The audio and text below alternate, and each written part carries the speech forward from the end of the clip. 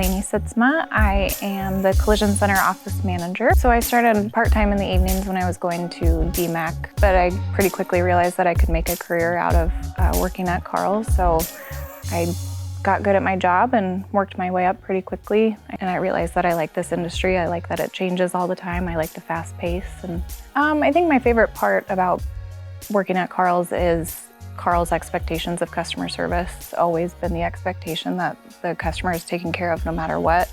We just take care of it because we're Karl Chevrolet. That's what we do. Being a male-dominated industry, a lot of men still don't trust a woman's knowledge of this industry.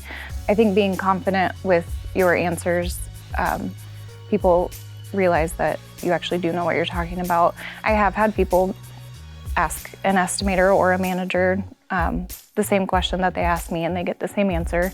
Women can succeed here if you have a strong work ethic and you care about the quality of work that you produce. I think specifically in the body shop, women pay more attention to detail than men, so I don't see why a woman can't go out and fix a car or paint a car or be an estimator or manager or even own a shop, because we do have that attention to detail. So I just think it's intimidating for women to walk into a shop full of men and feel like they're not going to be able to do the same quality of work.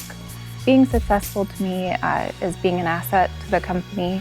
I want to be the person that's hard to replace. They're going to have to search high and low to find someone that can replace me.